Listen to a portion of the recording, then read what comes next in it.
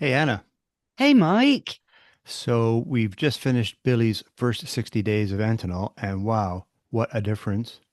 Really? Oh my gosh, what have you noticed? Well, he's shiner, he's much more energetic. Not that he wasn't beforehand, but you can see the difference. But remember, I told you he used to have that little limp in his back left paw that he'd hurt himself when he was a pup.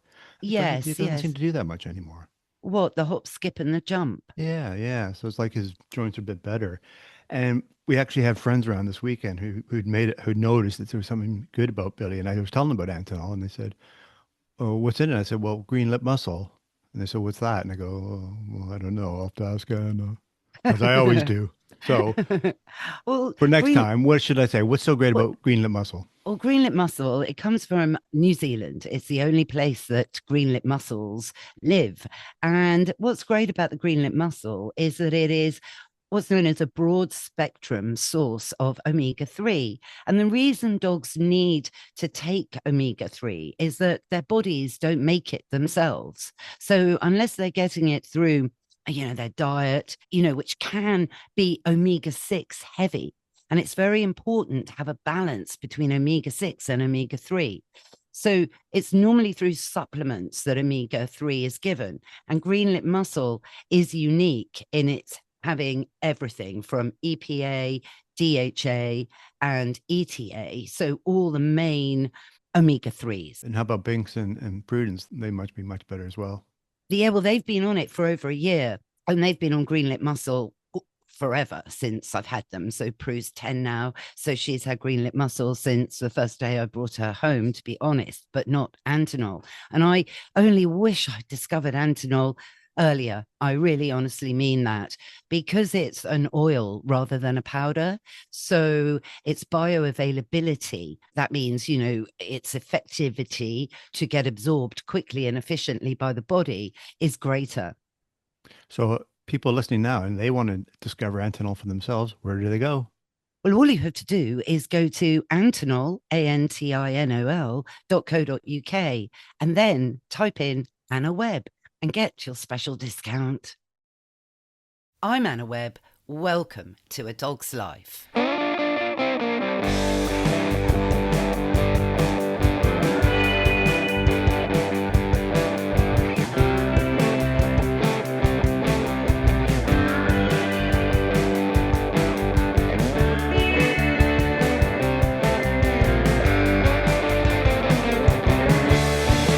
Hey, Mr. Binks, you know how I'm always saying that chocolate isn't very good for doggies at all, which is a shame because it's really delicious for humans.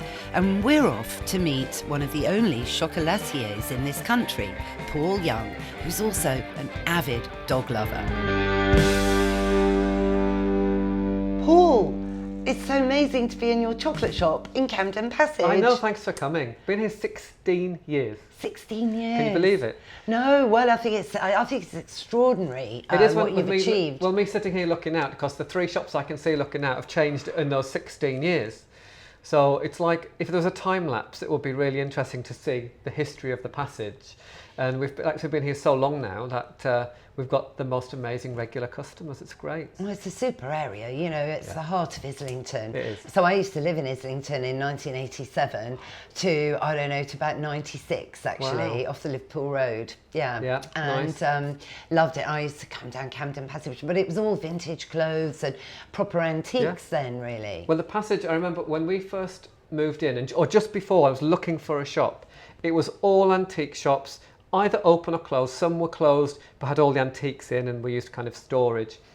I remember coming down and it was a kind of foggy autumny evening with a bit of mist, and all of the lamp posters still look really Dickensian. Yeah. And it was very atmospheric, but it was very quiet then. People had stopped buying antiques from shops and they were buying online. But there was this shop that we sat in now, and it was a chandelier shop, and it was all for rent, so the basement, the ground floor and above. And we ended up renting the whole thing, which was absolutely brilliant. And I remember talking to the locals, and they said the passage was built on the underground canal, which runs under the passage, which makes everything damp. But they used to go and steal and rob from the rich from the canal, then down the Thames, and bring all of the riches, all these antiques back and sell them on the passage, and that's how the antiques were brought here. I never knew that. Whether it's true or not, I don't care, because I love the story. It's a great story, and it's really Dickensian. You can imagine it happening in sort of, dark London. And well, in autumn and winter, you get that feeling here because a lot of the shops are listed. So we still have the original fronts, and even the framers opposite. They've put in a traditional gold sign, which could be from 100 years ago. Everything still has the dimensions and feel of old London. There's even a Hovis sign on the wall painted on the corner here.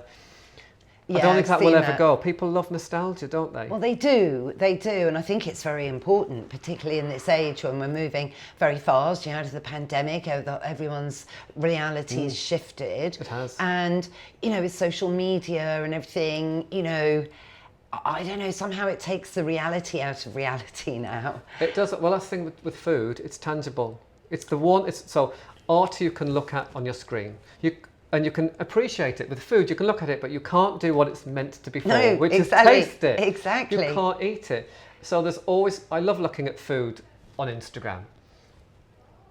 But there's a double-edged sword here, isn't there? you look at it and you go, oh, it's so time. exciting. And then you look at it and you go, oh, it's in America. I can't have that. But it inspires me, but I can't then reference the flavour. Unless you're very, very, like we're doing now, we're going to describe things very carefully so everyone knows we've described the Dickensian Camden Passage, But with food, you have to taste it, which leads me on to your first tasting, because I am going to feed you. Let's just explain. Now, you are one of the UK's. Cool, look at this. So I'm about to have this amazing, smooth. Is this dark chocolate, Paul? This is the chocolate that started my business. Right. Okay. So I developed this chocolate. Now, about 19 years ago. Wow. It's a sea salted caramel when nobody had ever had sea salted caramel. And I entered it into the Academy of Chocolate Awards in 2005. And it won a gold award as best sea salted caramel. And at that point, no one had ever had sea salted caramel. And that started the business. Well, you've won loads of awards as well. Loads. And you are basically one of the world's few dedicated artisan chocolate. You launched artisan chocolate. We did. I remember when we first opened, or before we opened, the reason I got into chocolate was I couldn't buy the chocolates I wanted to eat. So I am no chocolate snob. I will still sit down with my mum and stepdad at Christmas and eat a tin of Quality Street. Yep. And enjoy it because of the nostalgia. It is what it is, and it's part of our little ritual that we have every time I go home. So I liked that. But then when it came to interesting fresh chocolates, and as a pastry chef, I was trained and cooked seasonally and freshly. I didn't make a lemon tart today for tomorrow, it was made today. And I used apples and pears in autumn and so on. And I thought, where are the chocolates that can represent that? There was one company, Artisan de Chocolat, which is still going, who had some really exciting chocolates like tobacco. And I remember Gordon Ramsay buying them for his restaurants. And that was the one place you could go. But I still thought, well, why are they all the same shape? Similar texture, and where I wanted real seasonality. So what I did was, while I was doing my other jobs as pastry chef and I was teaching and doing some telly stuff, I thought I'm going to practice at home and I'm going to make chocolates with fresh ingredients that are seasonal. And that's what I did, and I entered them into the Academy of Chocolate Awards, encouraged by a friend of mine who ended up doing my PR for 15 years. Because she said, well, they're fresh, they're unpreserved, so no glucose syrup or any hydrogenated fats or anything. They've got a short shelf life, which means you make them and you eat them, then you come back for more, rather than buying them now and keeping them for 6 months.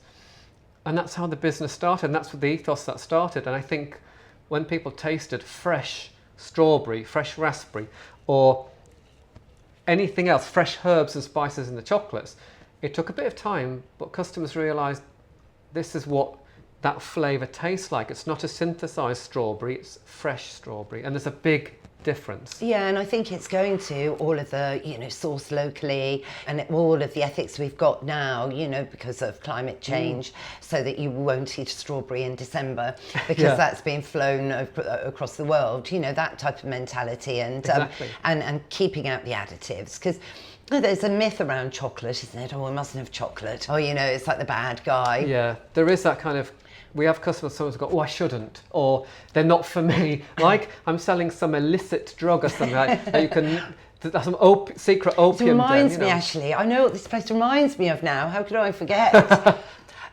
You know, the Johnny Depp film. Chocolat, yeah. Well, that was a massive inspiration for me. Because Was it? Vianne in Chocolat, her thing was trying to figure out what you liked to eat. Because it is exactly chocolate? like that in here, because Yeah. that was the wonderful Juliette Binoche, wasn't it? Well, it was, and the one thing is, you come in and you have a conversation. Well, she made the whole village better from her chocolate brew from the Mayan Exactly. Well, that's the thing. heritage. If you put chocolate in the wrong category of junk food, then there's always going to be this negativity around it.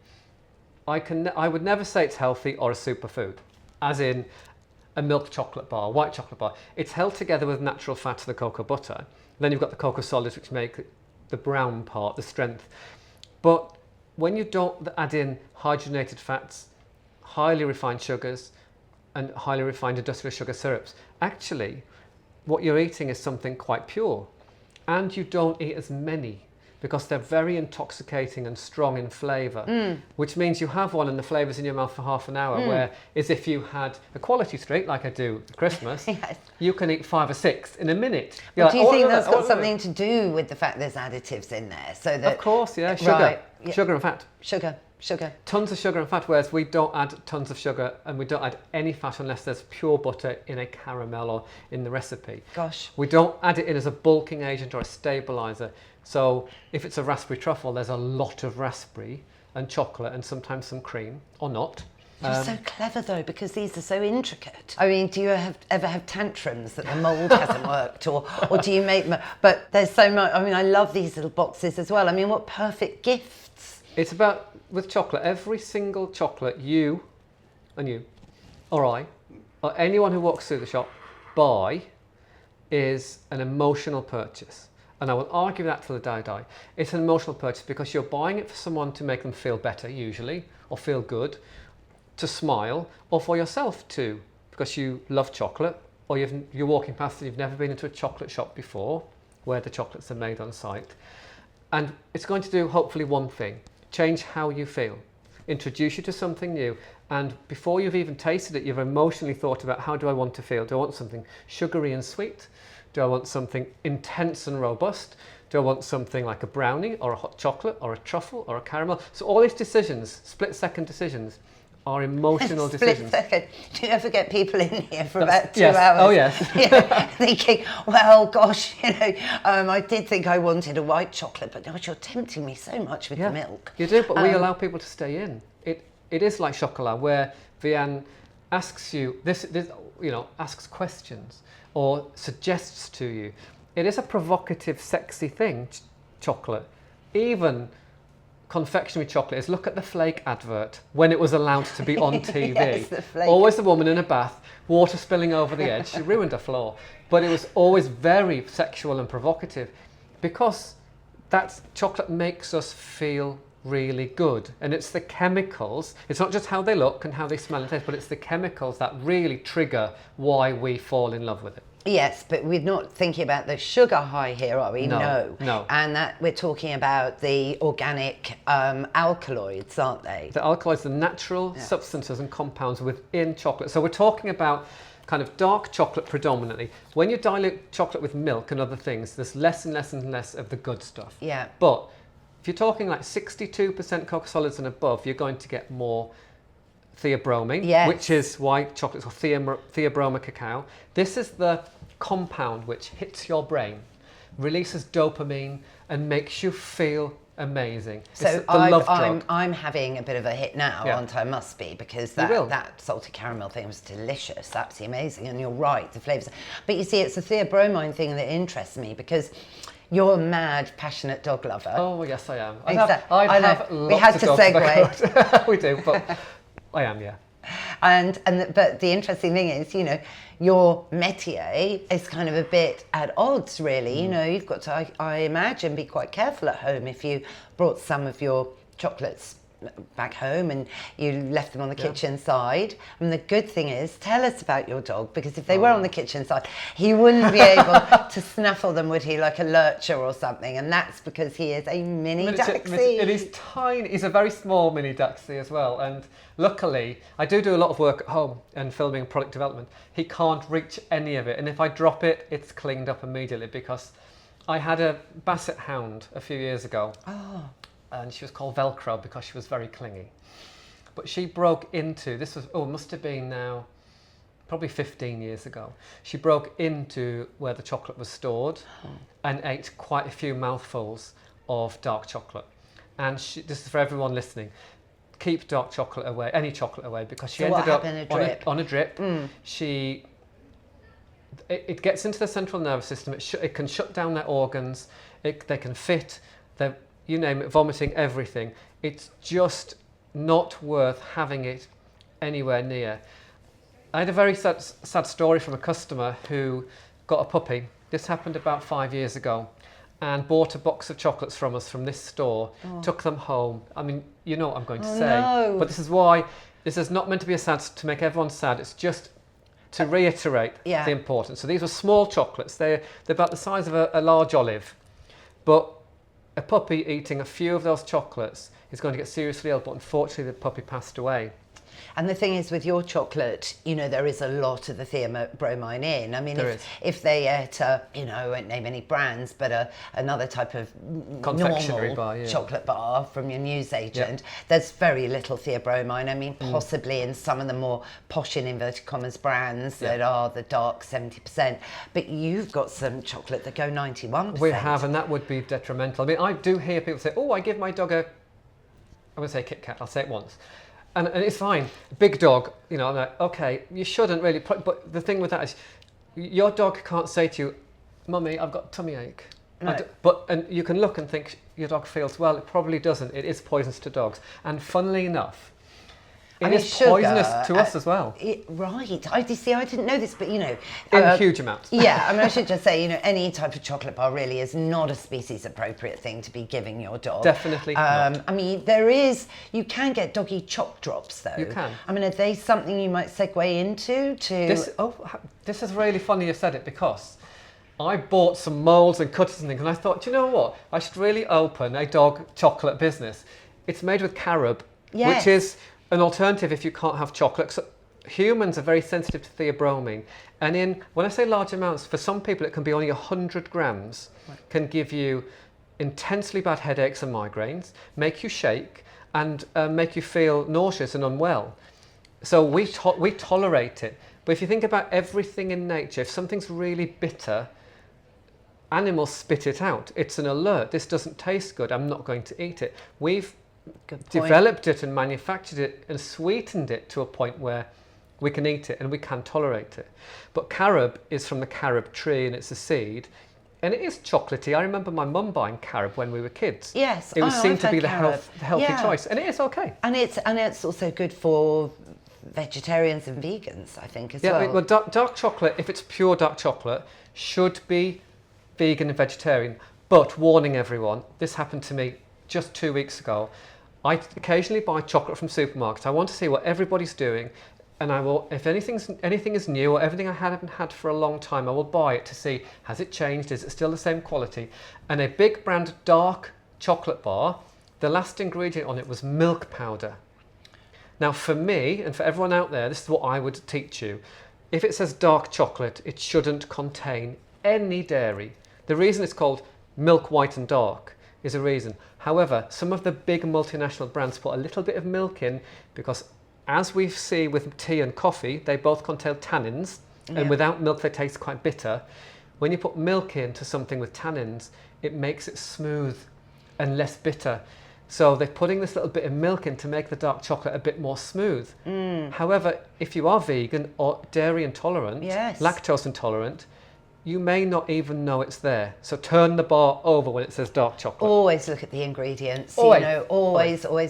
But I'm still fascinated by these carob doggy choc drops. I feel something big coming on for Christmas. Well, I think you know, we love our pets. We love our dogs. The only thing would be you'd have to put it in a different bag. So if the Yeah, owner, because I absolutely. could see everyone buying them when they came in, if they have a dog, or Yeah. be a super Christmas present for a friend with a dog. But if the bag's got muddled up or something, You'd and have to- you very know, clear you've packaging. got to be clear Very packaging. clear packaging, and made not in the same site as here, because you can't risk anything getting in that would, you know. But we give our doggies treats when they're good. Yes. When they're good, everyone, you Yes, know, you don't reward false the treat. good behaviour. Yeah, don't reward when you're not meant to, because they just wrap you around their May I little just finger. ask about Velcro going back? Oh, So I bless her, love yeah. Basset Hounds. Yeah, A she's friend of- amazing. Yeah, she pulled through. She was quite young at the time, so she pulled through, and they are the funniest. They are funny dogs, Basset Hounds. I mean, they're big. Oh, I think a lot 25 kilos on tiny little legs. Yes, but they're stocky legs, aren't they? They and Floppy ears. They are high maintenance. You've got to clean their ears a lot, clean their mouths a lot. Make sure their backs are looked after. So you have to carry them up and down stairs. right, But 25 kilos. I mean, that's why I think I've got the compromise, because Billington is they are like mini Basset Hounds, Yeah, really. yes. And funnier, even funnier. Well, they're both scent hounds. You know, they've got They an are. awful lot in common. They do. You They get know. a sniff. They get a sniff in the park. You are done in. That's it. They can smell a squirrel at the other side of the park. They're going for it. No, but it was lovely because you got him really, you know, because at the moment the mini Daxi, and when it's peaking at so some, you know, in London, you see them everywhere, Yeah. and you see a lot of them that are merle coloured, which arguably isn't great, No. and you see teacup mini Daxies, and you just think crumbs, and then you see mini Daxies with a really round head, and you think, gosh, is that really all Daxi? And it's all changed a bit, hasn't it? 'Cause people are now has. buying dogs on the internet. Can you believe it? It's insane. When I got Billy, it was 9 years ago, and I knew no one with a miniature Dachshund or a Dachshund, and you didn't see them No, you didn't. You very didn't, often. actually. But I did so much homework. It took me 6, maybe 8 months. This is some advice I would give anyone. It's not a dog or any pet, but we're talking about dogs, is not an impulse purchase. This is like deciding to have children. I don't have kids, so I'm speculating.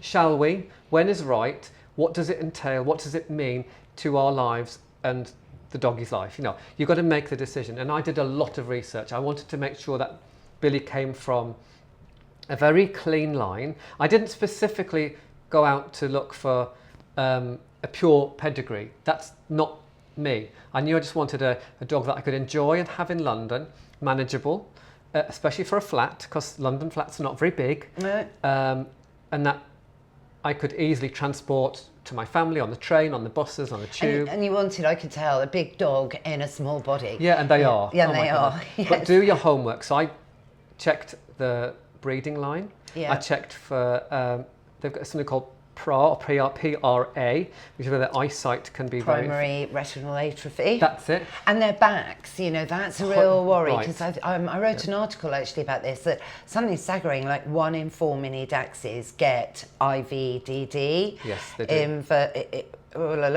Disc disease. Discs, yeah, they do. So this is something to be really important. From the day you bring your little Daxi home, is that you lift them up under the chest, not under the They legs. have lovely chests. They do, very deep, under the chest and under the back legs. So you're supporting. They're very long. They're longer than, if you like look at other dogs and the legs are close. They're very long. From day one, you do not let them go up and down stairs. Billy now is small, but he is longer than the width of going up a stair. So we constantly have to put a barrier so he can't come up the stairs. If we go upstairs, we carry him up. He now knows not to come down on his own. He fell down the stairs once. Oh, no. From about halfway up. It only takes once. He was fine, but he did hurt his back about 5 years ago. No idea how. Literally like us, if we twist and we can do our disc bottom of our back, that's what happened. And he ended up in a crate, confined to a crate for 6 weeks, not coming out. That must have been hard work. I mean, that's the worst thing any owner wants to hear. It You is. know, you're being prescribed crate rest. But what was really, I found this phenomenal, and I think everyone who's got a dog knows this. we don't give our animals the credit they deserve sometimes. They know when we are ill and poorly before we do. Billy does, Oh, first they so thing. do. Look, But he gosh. knew, he walked. I didn't have a crate, and the vet said, I've got an old crate. And it was an old airline crate. The vet put him in, I took him home, and I had to take him, I lifted him outside to go up the toilet, and he walked straight back in, and he stayed there. He knew that he had to rest. He didn't fight to come out, but from that day on, his back is priority. And you can't put any price on. You do not want your dog to go through an operation that is starting at £4,500 because you haven't taken And care he of might his go back. wrong. No. So carry him or her. Do not encourage them to jump up and down on I furniture. need to introduce you to something actually that I think would be really useful. So leave this with me. I might pop down. It's called the Fotizo Vet Care. Actually, this isn't. I don't know it. Yeah, it's red light therapy, and it would really help his back. Yeah. So I'll message So now you on that. we take care. We make sure that because he's 9, we make exactly. sure that he's well looked after, and he loves being carried. They are very cheeky dogs. Once you start carrying them, they are like, carry me, daddy, carry me. I'm not walking. I mean, if it rains, then I don't know a single Dachshund that will go out in the rain. They look and go no, because their chest is about an inch off the floor and it gets wet. I know, but it's a fine line, isn't it? It is. Because some dogs that are carried, they get quite the Napoleon complex, really, and then they start barking at everybody that's lower because they're like, oh, I'm higher than you, and they're looking down their nose at people a bit. No, he sounds lovely. The thing with Daxies, they are, like you said, sniffer dogs. Yes. They like being carried, but they miss the sniff. Yeah. So when I said to Billy, do you want to walk now? He's down. So he misses. They need to sniff and find their way. But the most joyous dog to have, so funny. They're burrowers. If you can't find your Dachshund, they are somewhere in the house burrowed into or underneath something. Because that's what they used to do, because they were bred, originally to burrow, to go down a badger hole. Big paws on little dog. Yeah. But it must be, I mean, this is where you see, it's in their DNA. Yes. Like, as soon as you get your little Dachshund, it wants to burrow. Billy hasn't dug anywhere, but he is under quilts and blankets and cushions and you name it. Got to be careful, haven't you? Don't sit on him or something. But You do. You have to be really careful. Gosh, no, lovely. So I get now. So Velcro, was Velcro inspired by a family dog? When I was about 7 or 8, I got a soft toy for Christmas, which was a life-size basset hound. Oh, wow. I would have loved that. And for some reason, I loved basset hounds. Whether it came from there was a cartoon, wasn't Fred there? Bassett. So maybe it was that, but I can't connect it clearly. And I remember my grandma had a dog called Lucky, and when I was very young, and he passed away, obviously. And then when I was a bit older, my mum rescued a dog called Butch, and he was a cross between a collie and an Alsatian. And he needed a lot of love. He'd been treated quite badly. And he was joyous. He was happy to see everybody all the time. Then there was a big, long gap of no dog for years.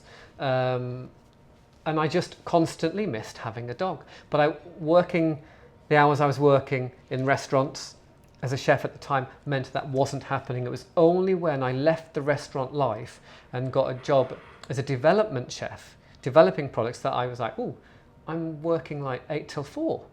There's room here for maybe a dog. And that's when the dogs came back. Oh. And then Velcro passed away, and then I got Billy. I can't do what my vet does. I've got the most amazing vet. But my vet, Dale, says... Oh, I know Dale on Amwell Street. Amwell Street. Do you know Dale? Oh, he's Yeah. great. He's looked after all my dogs I've had in London. And he always makes sure... I don't have to say this without it coming out right. No, I He know, always makes don't. sure Bring in the younger dog. before the older one passes away. And I still haven't got my head around that concept. They do really say it really works. Now, Really? with Molly, Right. my first bull terrier, I was really reluctant to bring in a younger dog. And anyway, it's a really long story, but it got to the point where I thought, do you know what? I think I need to add something because I don't want her to die. And that's when I brought in my little English toy terrier. Oh, you met Mr. Binks. Mr. Binks when is we were so doing the... gorgeous. We had lots of cuddles. Yeah, we were at Joe's, weren't Yeah. we, doing our house party Yeah. for BBC Radio London. And yeah, I know. Oh, he liked you. He's so gorgeous. We're having a good old little chat. He's 10 now, but I brought him in as the young dog to kind of give Molly some extra stuff to do. So she could boss him a little bit, which, you know, and it was extra stimulation. Bit of rivalry. It does people good, a bit of rivalry, How bit of did they get on? Fine, because the balance was right. Look, Mr. Binks, humble, you know, I mean, not about to take over anywhere, you know. No, now he's got a bit bolder actually, but then he was a bit neglected, might be the wrong word to say, but he wasn't in the best shape, you know, and Molly became maternal with him and showed him the ropes. And when he was nervous in a situation, I remember once we were at Crufts and we were by the Bull Terrier ring, and Mr. Binks, because I didn't want to carry him too much, so I needed to build his confidence, so he had to walk on the ground. And he was surrounded by all these Bull Terriers, like bouncing around and everything. And do you know what Molly did? She stood over him and just suddenly, just basically, so he was underneath Molly, and Molly was like a bridge and kept him feeling protected. Yeah, just did that all by herself. So clever. Yeah, that was quite a funny moment actually, because she could tell he was feeling a little bit nervous with these big boisterous dogs around. So it's interesting. So I wouldn't rule it out, Paul. I haven't kind of, but I would. What I planned to do, this was about 3 or 4 years ago, was to bring a relation of Billy's in. Yes. Because Billy's mum was pregnant again. Oh, wow. And I thought, this is a great time for Billy to have a brother or sister. But so sadly, she passed away while she was pregnant. Oh, no. With undiagnosed diabetes. Oh, no. So we wasn't able to get him his little brother or sister at that point. Because sometimes they say a complementary breed, so that it's not too much like sibling rivalry, right? You know, because that can I be a hadn't big thought of thing. that at all. Yeah, so that's why, you know, Mr. Binks, you know, I mean, completely different to a Bull Terrier, but there is sort of no rivalry going on. But you bring in another Bull Terrier, then all sorts of things can go wrong. That makes sense. Yes, so that's why in the country they tend to have a Labrador with a Jack Russell. Okay. Yes, they're really see. I'm going to look at that now. I had never thought about a complementary breed. Yeah, so maybe something like a pug. You wouldn't want anything too big in case they trod on him and you know, hurt his back. Yeah. That would be but Pomeranian. Oh yeah. Oh, you got me thinking now. While I'm thinking, you can think by having another chocolate. Oh yes, definitely needs some energy. One. This is called Stroopwafel, which if any of you have a coffee in any of the, you know, all the big brands, and you get that wafer waffle with a caramel through the middle. Yes, This is developed by one of my chocolatiers, Kieran, and I love it. It's made with a blonde chocolate. So the chocolate on the outside is called blonde chocolate, which is a caramelized white chocolate. And it's got all the wafery bits on the outside. It's got the caramel inside. It's like a hug. So you're really taking sort of everyday generics, like a wafer in a coffee, and then transforming it into chocolate. Well, do you know, if we just made flavours, so I would say when we first started, flavours of truffles were the thing. You had a strawberry one, a raspberry one, and so on. But I'm a chef and a pastry chef, so what I did was, like, we've got a lime tart here. You look at a dessert, and you say, right, Bakewell tart, for example. We make a Bakewell tart truffle occasionally. I love Bakewell tart. Oh, I do. But all ingredients in a Bakewell tart. See, I love almonds. Oh, I do. Everything with almonds. Well, almonds and chocolate, hazelnuts and chocolate. So all you do is go, right, what do I love? I love apple crumble. How can you make an apple crumble into a truffle? Well, you can reduce the apple and make it concentrated. You could add a custard ganache inside with vanilla. You could even roll the truffle in like a crumbly biscuit on the outside, and there you have your apple crumble. So it's just about taking familiar things that you all have heard of, but turning them into a chocolate that you might never have had. So they are maybe unusual in their form, but they are totally familiar. Yes. And that's where the nostalgia comes in. It is where the nostalgia, and also art, really. It's almost like being like Picasso. Well, deconstruction. I got into art college, and the day before I was meant to go, and I was so excited. I remember walking around art college thinking, this is me, I'll do something in art, not knowing what. But I remember the day before I was meant to go to art college, I rang catering college and went, can I come to catering college? Because I knew that I could eventually be artistic with cooking, but I would always have a job. Yeah. because everybody needs to eat. Of course they do. I really, envy you. It's a bit, in a way, it's not really the same, but it's like being a plumber or a mechanic. Yeah, it is. You're never going to be able to work. It's a service. It's a service that everybody really, really needs. And like plumbers and mechanics, if you say, right, I'm going to specialise in one area of plumbing, so I ended up specialising in pastry after being a chef, and then chocolate. You pick that speciality bit that you like, and it's now, as a pastry chef and a chocolatier, so artistic, which means that artistic bit I lost at art college has been brought in, because desserts, cakes and sweet things are inherently artistic, because we look at them and go, that is a beautiful looking, colourful chocolate. No, it's amazing. But the Picasso thing is because, he stripped everything and then put it all back together in different ways so that it was, it was deconstructionism. It's how you view it. But the thing is, he also was mad about mini Daxies. Really? Was he? Picasso, yeah. He had a Daxie called Lump. What a great name for a dog. And Lump passed away. Hang on, I can't remember if Lump passed away before Picasso or the other way around, but it was close. 5 days. 5 days? Yeah, they both. Broken hearts. Yeah.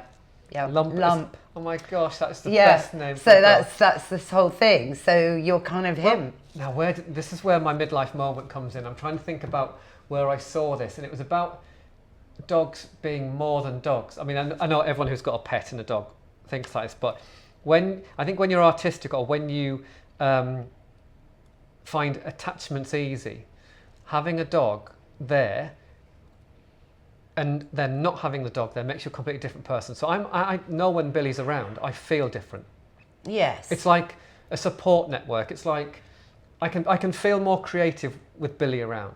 Whether it's because I'm subliminally chatting to him away and he calms me. I don't know what it is. Well, they do calm you. I mean, interestingly, I was talking about this earlier actually. It's this mutual transferal of oxytocin, which happens, and because dogs can smell when you're stressed and smell when you're not stressed. Yeah, they can smell cortisol going mad in your body. Yeah, that's why people think, he understands every word I say. No, he doesn't, because they don't do language, but they do know when you're happy or you're sad. They do. And they read your facial expressions. So you've got grumpy face, they know what that means, or happy face. The latest, deconstruction in a truffle has occurred. Eureka. So then, of course, Billy knows Dad's in a really happy mood. Yeah, and so you balance one another. And then when you stroke Billy, if he was feeling a bit, no, we could have gone for a bit of a longer walk today or something, you're transferring your oxytocin to him and vice versa, just with the owner. So not everybody will get that from Billy. No, it's funny because there is this unique bond. So fascinating.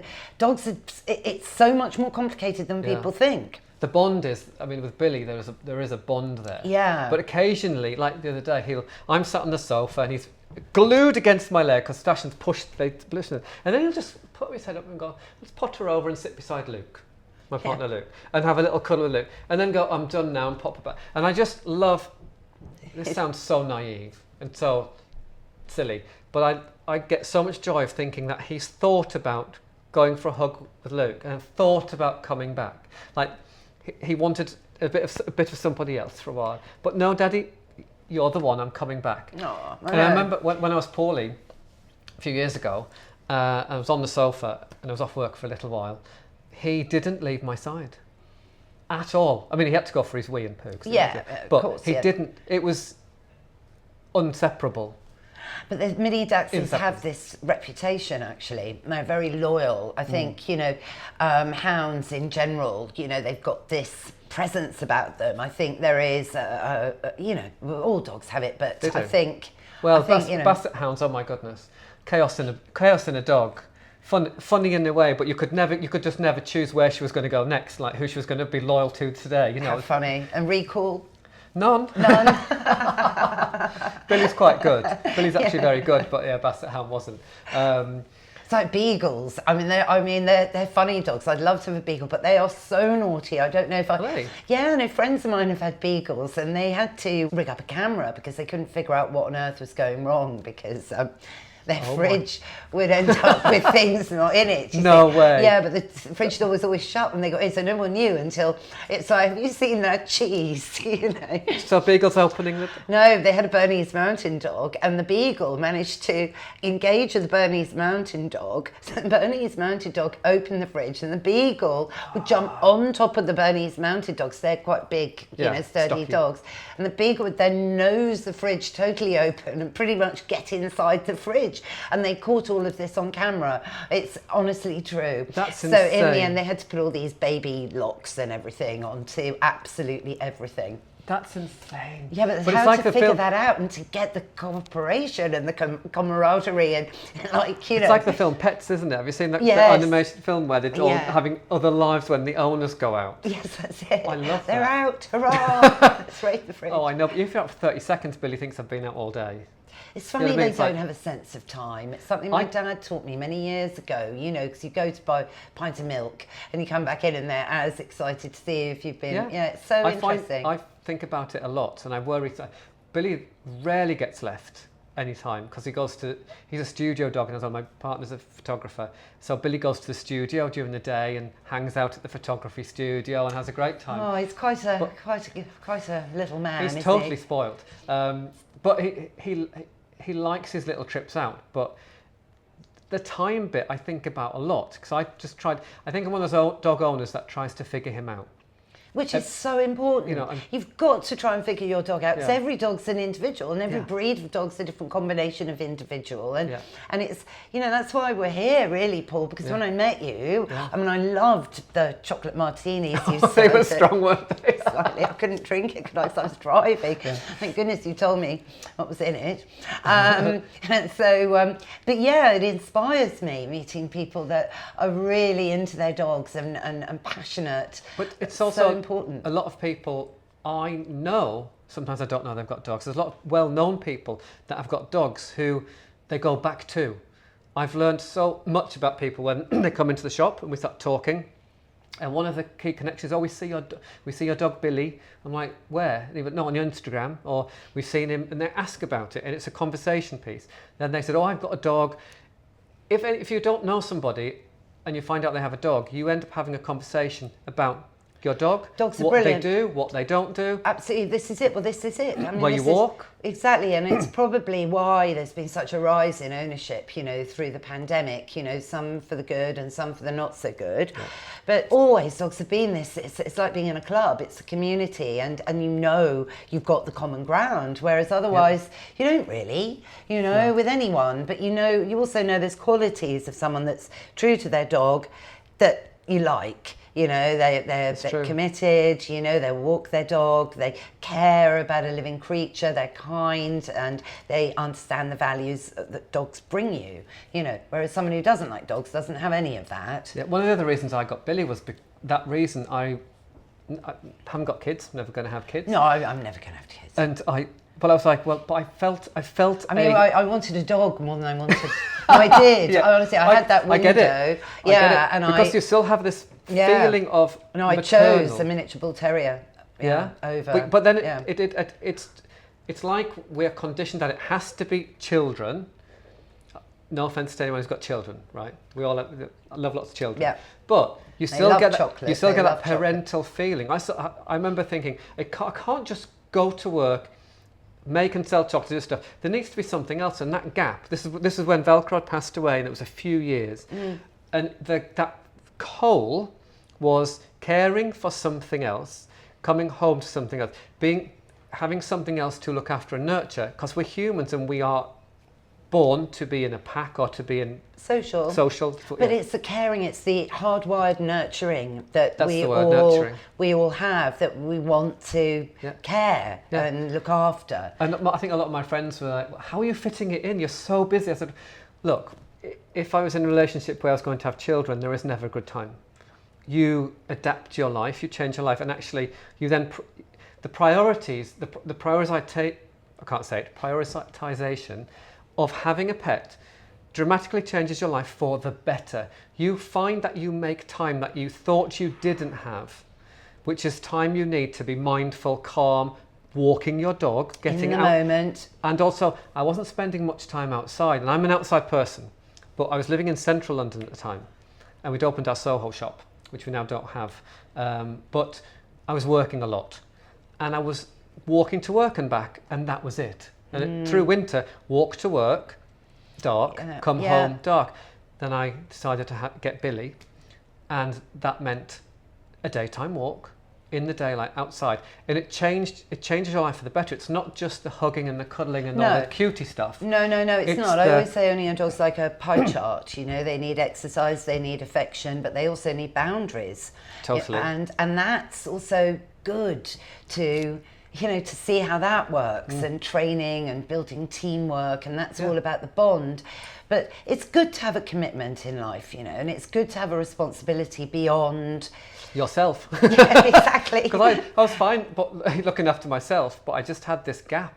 Yes. And Billy filled the gap, but not in a superficial way. It wasn't a purchase. Like sometimes I can't get my words clear about it, because it is like having a child. It's like you're giving a life, you're nurturing, you're caring, but it transformed my life. So anyone out there who works a lot, who has a business, who thinks they can't have a dog, and that you would love one, or any pet, you very quickly adapt your life, and in those 24 hours there is time, because you make the time, and what you get back from your dog is infinitely more joyous than you can ever imagine, and you can't imagine your life before not having your dog.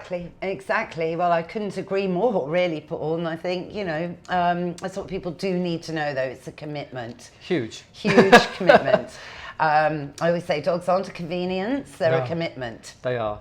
And I'm very lucky that when we go away, we have a fantastic group of people that look after Billy and look after him well. You know, you have to make sure that whoever's looking after your dog knows he can't do the stairs, all the rest of it. Fully. So important, and that's quite hard to find, I think. Actually, very hard. We've searched. I had a great lady called Jo who looked after Billy for about 6 years, and then her family grew, and now we've got somebody else. When we're away, we're at the minute lucky enough that we can juggle looking after him nearly all the time ourselves. But search for somebody fabulous, and if you don't like the person, don't have them look after your dog. It's got to be this person has to look after your dog the way you do, and love them in the same way for the time they're together. And luckily, whoever looks after Billy falls in love with him because he's a good boy, you know. Thanks to his upbringing. Well, it is, you see. You can always tell, actually. You try hard. Yeah, it is I think, a bit like children, really. Constant training. Constant training through their life, you know. It's funny how... Particularly when he's 9, you know, it's to keep him on the ball. So to practice all of his turns, invent some other games, you know, with winter coming out. I bet you do hiding things under plant pots and getting to sniff them out. He loves the game of hide and seek on it. Well, he hides... What's really cute, he hides his own chewy sticks, so the little like chews he has, and then he'll forget. And then the joy of him finding his own little chew that he's hidden away under a pillow, under a cushion, he loves it. But hide treats around the house, like especially if we need to go to the shops for an hour. We hide a few treats around the house, because they're sniffer dogs. Yeah. They need to sniff around your house. And he finds them all I'm sure it's within 30 seconds of us leaving the house. But he still loves it distracts him from the fact you've left, and then he'll be like, oh, well, I know they're going to come back, so he's used to it. Yeah. So, no, it's brilliant, absolutely brilliant. I can't wait to meet Billy. I know. I know, because I do. I love Dachshunds. If we weren't a chocolate shop, we'd have had our dogs here, but we've been very responsible. We couldn't bring them. No, and I was so excited to come here and visit and just see all this splendid, you know, array of chockies here in front of me. It's wonderful. It really is. Look, tarte au citron vert. Oh, well, that's what you've got next. Right. So this one as well. So this is called France, because we did holiday destinations for the summer collection. Right. So this one is my love of lemon tart, which turned into lime tart. And it is. You said earlier about taking the ingredients. It's like meringue. This is lemon. It's lime ganache. And on the outside is the pastry from the tart case, and then we've coloured some white chocolate with natural green, and it is the tart but in a spherical, crumbly truffle. I mean, it's exceptional, isn't it? I mean, this is really... But no lemon or lime flavouring. Like This is what people don't realise, without being patronising, is that we're so used to tasting synthesised flavours of lemon, banana, lime, orange, that when you then have something that is really from the orange, the lime, the lemon, the banana, it's a completely different flavour. Quite often. It just tastes like the real thing. I mean, that does actually... It is, but all we've done is brought it into a small little chocolate ball. Yeah, so that real zest of a proper tarte au citron, you know, a very French classic. Well, you know, yeah, it's delicious. But to describe it to everyone, we're saying about everything being emotional. If someone comes in the door, we don't know what's going on in their life. Say they're not looking very happy. Our job is then to, you know, I would look and say, maybe they need cheering up, and I'd say I'd offer some of the vibrant flavours, some of the happier flavours, because you don't know what's going on in their life. No. And just offer a tasting, or say and if they don't know what they want. But it is that nostalgia. You know, so I love tarte au citron, and I lived in Paris for 2 years. Oh, lovely. So totally, that is nostalgia for me, that taste. Yeah. Well, my favourite season for chocolate is coming up, which is autumn. So we're now looking at our autumn collection, because really September's only a few days away. It is. And getting into September, it can be depressing, isn't it? I mean, well, we've had a good summer, so it's okay. The good days go so fast, this is the thing for me. But I love autumn as a season for food, because we have a lot of crunchy, smoky, caramelly, but such comfort food. But I struggle with the dark. Yeah. I grew up in the northeast of England. I'm ginger. Not great for the sun. Love the heat, love the hot nights, love the humidity. Could live somewhere really hot. But when winter comes, I'm cold all the time. My fingers are cold all the time. They are cold, because aren't my they? pastry chef hands. It's the darkness that I struggle with. Yes. Oh gosh. I mean, it's just dark for too long. Why is it so dark for so long? And every year it happens, and every year I think it's new. But what we try to do is make this, the collection of chocolates, be seasonal, autumnal, but bright, not gloomy, not dark. So when people walk in and pick something, they feel part of the season, and we stretch the seasons out. So what would you use? Pumpkin, sort of that, yeah. Pumpkin, brambles, apples, caramel, caramelised apples, pears, blackberries, blackcurrants, all those little bit of warming chili or smoky flavours. But we stretch the season. So at the minute, if you look at retail, Christmas will begin in October, won't it, really? No, yeah. Well, what we do is we have autumn from when autumn officially starts, when the clock, with the clocks, or when British summertime finishes. What's that, the end of October, isn't it? Yeah. So we pull all of that full autumn flavour into the collection, and then we don't start Christmas till right at the end of November, so that everybody gets these full seasons, plus then the festivities within them. Because for us, our Christmas collection is December, but then we've got the winter season for us is January, February, March, and then spring for Easter, April, May, and so on. Easter must be fun in here. Crumbs, how many bunnies do you have hopping around? Goodness. I'd like to say it's fun. It's a love-hate relationship, because with Easter, you have to make eggs and bunnies, and you can't be too abstract with it. Or deconstructive. Yeah, you can't. But it's more that the labour to make them is so long. We have to start making, just to fulfil Easter week, that Easter busy 2 weeks of Easter, we start making Easter products between Christmas and New Year, on top of the Valentine's products. Of course. And then Mother's Day. So it's a very busy season of making. It's good, isn't it, the year, really? There's lots of opportunity, really, to celebrate and gift chocolate. It is, and Father's Day in June, so that pulls another one in. Then we have a gap. Like right now, we're sat in August. It's a quiet gap for chocolate, every chocolate business. But what we're doing behind the scenes is getting Christmas ready. Gosh. Can you believe? Well, look, something to look forward to. Look how bright Christmas is. I mean, for me, I love Christmas. It's bright and colourful, and the chocolates this year are going to be super bright and colourful. I can't wait to come down here for Christmas, because, I mean, at Camden Passage, it reminds me, I bet this looks lovely. Well, I remember it does. It's gorgeous. The lights go up. It's very atmospheric. And Christmas, it's that Dickensian Christmassy feel. Yeah, definitely. And I'm just so chuffed to be here and having this great chat. So, me too. Well, I've got one more chocolate. Just one before we finish. This has been on the collection. This is an old timer for 16 years. It's not classic. So it's called Calamansi or Calamondin. It's a Malaysian citrus. This is vegan. So it's vegan white chocolate made with oats and the dark chocolate on the outside. And it's the most citrusy flavour and fragrant flavour I think you'll ever have. It's unusual, but we managed to get hold of it 16 years ago, and it's been on the collection ever since. So this is vegan? It's vegan. Wow. So now we can get white chocolate made with oat milk, powdered oats. So the white chocolate inside looks and tastes like normal white chocolate, but it's vegan. And of course, actually the dark Has no milk. has no milk, so that's vegan anyway. None of our dark chocolate, for everyone, none of it has milk. So if you come in and say, do you have any vegan chocolate? We can say we have vegan dark chocolate, which all dark chocolate doesn't have milk and shouldn't, but we also have chocolates that are made with either no milk or cream or dairy whatsoever, or made with a vegan alternative like the oat milk. And you can't, there's no difference. No. I just love that zingy texture with the dark chocolate and just yummy. And the flavour will last a very, very, very long time. Yeah, I know. And I sort of almost feel quite full after eating that. Well, so really full. Satiated. Yeah, because they're intoxicating, they're full flavoured, and the flavour of dark chocolate stays on your palate for up to 20 to 25 minutes, and there's 800 flavour compounds now identified in fine quality dark chocolate. So you're all tasting something different, we're all tasting something different, your tongue is your tongue, and you will experience it the way you experience it.